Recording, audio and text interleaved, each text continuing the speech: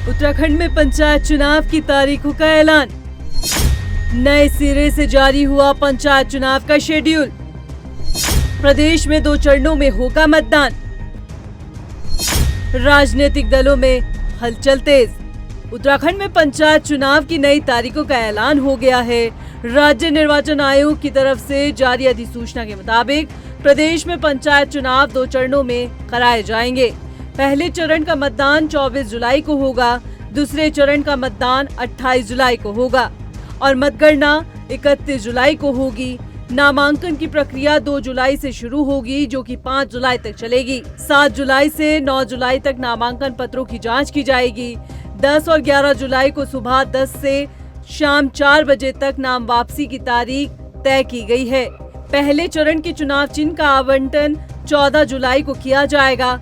दूसरे चरण के लिए चुनाव चिन्ह का आवंटन 18 जुलाई को किया जाएगा। चुनाव कार्यक्रम के तहत 89 विकास खंडों में 7,499 ग्राम पंचायतों में चुनाव कराए जाएंगे।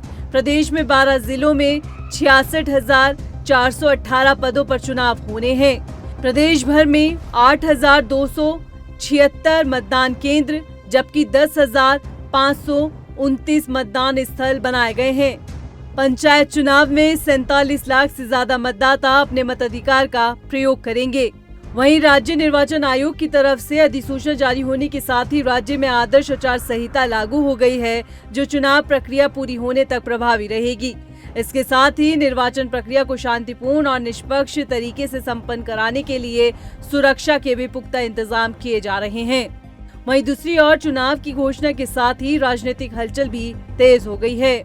उत्तराखंड के अंदर 3 चरण में भी चुनाव हुए हैं।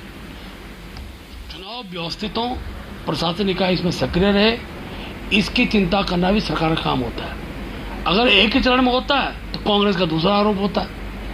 अब 2 चरण में है तो वो कह रहे 2 में क्यों करा रहे हैं। अच्छा होता कांग्रेस के लोगों को थोड़ा और अच्छी डिमांड करनी चाहिए कि 3 चरण में होता तो और अच्छा होता है।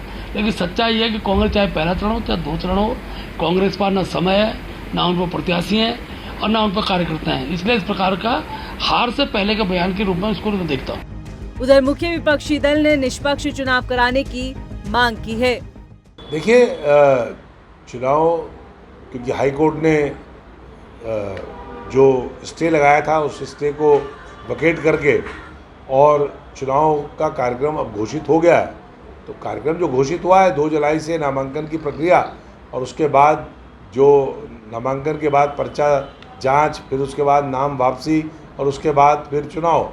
तो मैं समझता हूँ कि चुनाव तो होना ही था, लेकिन राज्य की जो निर्वाचन एजेंसी है, राज्य निर्वाचन आयोग, उससे मैं कहना चाहते हैं कि पारदर्शी चुनाव होना चाहिए।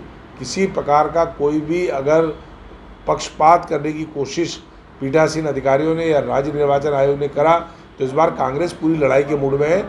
हम बूथ स्तर तक लड़ाई लड़ने को तैयार हैं। उत्तराखंड में पंचायत चुनाव की तारीखों की घोषणा होने के साथ ही राजनीतिक दलों में हलचल तेज हो चली है। पार्टियां अब अपने स्तर से चुनाव प्रचार प्रसार की रणनीति तय करेगी और चुनावी रण में उतरकर मतदाताओं को लुभाने की कोशिश करती नजर आएंगी।